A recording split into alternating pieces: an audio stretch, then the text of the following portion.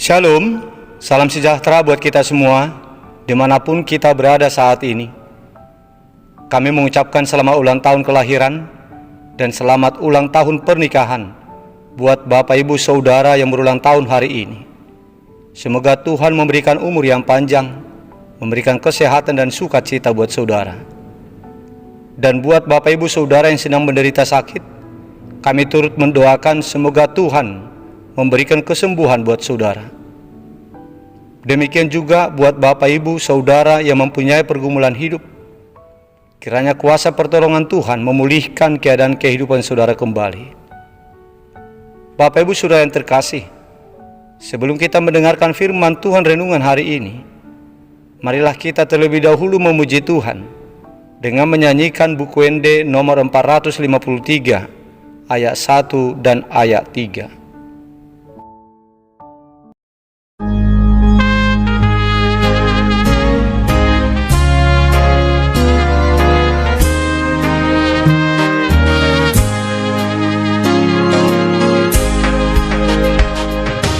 Sadaku warna umuli siana sagoari goari Tuhan ka Yesus idona umuli goari Tuhan ki olani do edeki Yesus ki do pamalum rohaki si palu adogo armu saut malu atodiki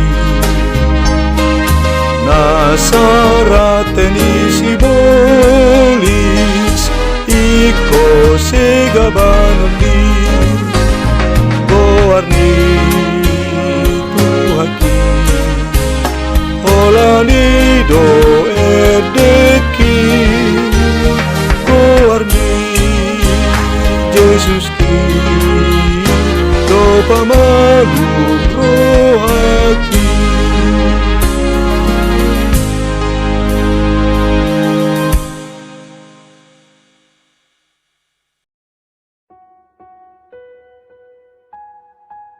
Kasih karunia dan damai sejahtera dari Allah Bapa kita dan dari Tuhan Yesus Kristus menyertai saudara. Amin. Bapak Ibu Saudara yang terkasih, firman Tuhan renungan untuk kita hari ini tertulis dalam kitab 2 Korintus pasal 1 ayat 10 yang berkata demikian. Dari kematian yang begitu ngeri, Ia telah dan akan menyelamatkan kami. Kepadanya kami menaruh pengharapan kami bahwa Ia akan menyelamatkan kami lagi. Demikian isinya.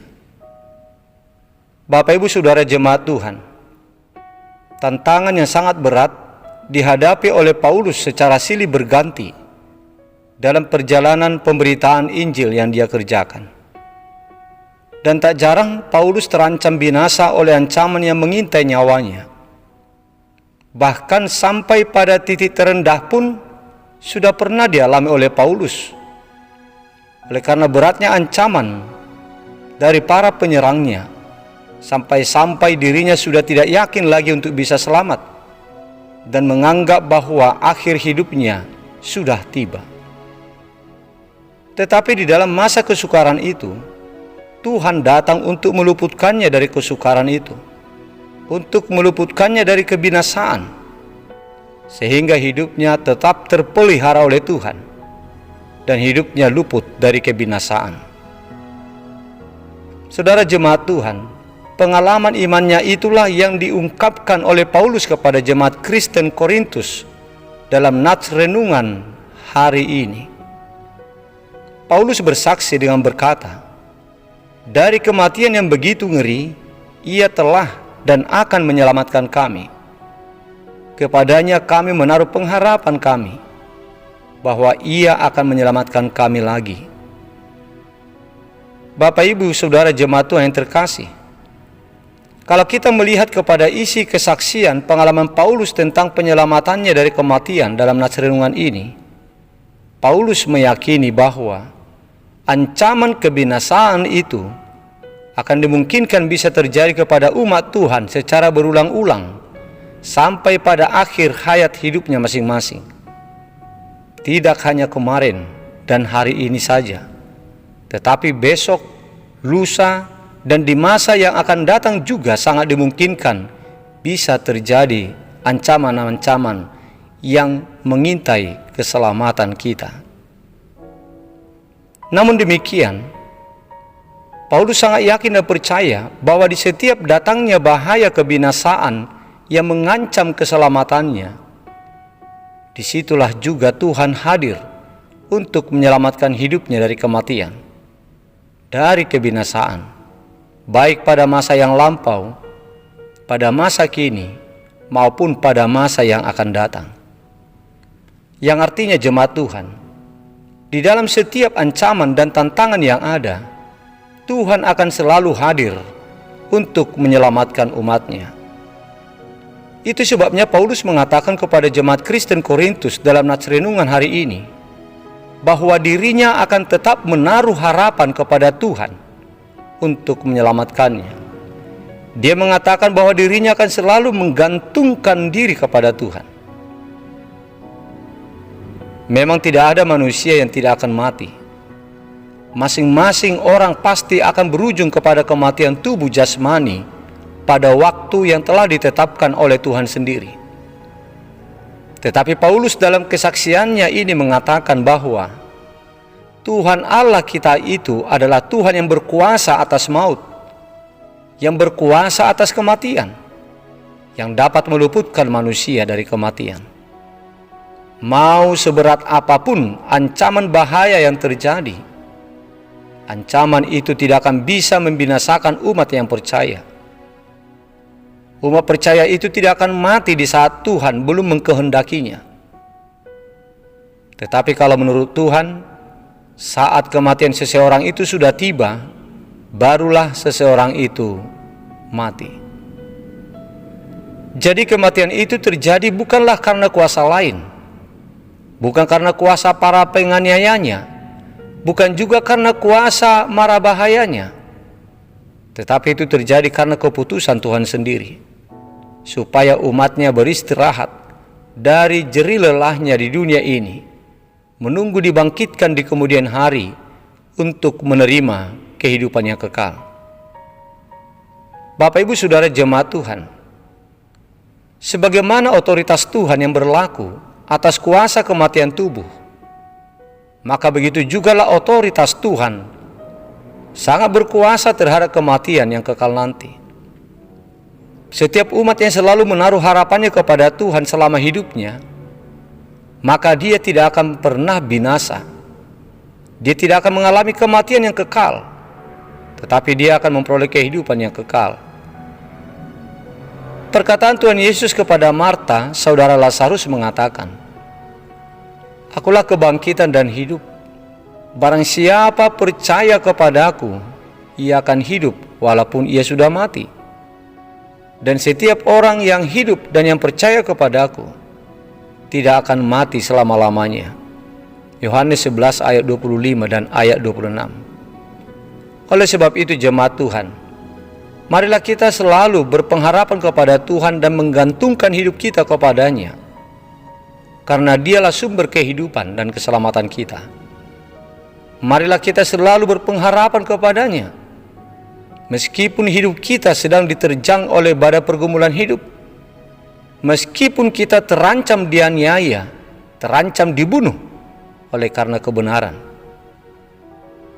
Sebab Tuhan yang sudah menyelamatkan kita kemarin akan menyelamatkan kita juga di kemudian hari.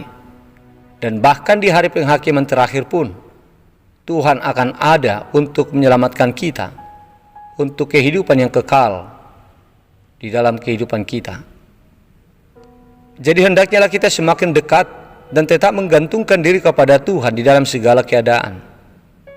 Dan jangan sekalipun kita memisahkan diri dari Tuhan, sebab hanya Tuhanlah pemberi hidup dan penyelamat kita. Paulus mengatakan, siapakah yang akan memisahkan kita dari kasih Kristus? Penindasankah? Atau kesesakan? Atau penganiayaan? Atau kelaparan? Atau ketelanjangan? Atau bahaya? Atau pedang? Paulus katakan tidak satu pun dari itu semua yang dapat memisahkan kita dari kasih Tuhan. Roma 8 ayat 35-36. Karena kita percaya bahwa Tuhan yang mengasihi kita akan selalu ada untuk menyelamatkan, untuk memelihara hidup kita, dan kelak akan memberikan kehidupan yang kekal untuk kita. Oleh sebab itu jemaat Tuhan, marilah kita menggantungkan hidup dan berpengharapan hanya kepada Tuhan. Tuhan berkuasa untuk memelihara hidup kita. Tuhan berkuasa untuk memberikan kehidupan yang kekal untuk kita. Karena Dialah sumber, Dialah pemberi hidup. Amin. Marilah kita berdoa. Bapa kami yang di sorga, yang kami muliakan di dalam nama Yesus Kristus Tuhan kami, kami mengucapkan syukur dan terima kasih atas segala kebaikan-Mu dan berkat yang selalu Engkau berikan kepada kami hingga pada saat ini. Terima kasih Bapa buat firman-Mu yang telah menyapa kami saat ini, untuk mengingatkan kami bahwa Engkaulah sumber kehidupan.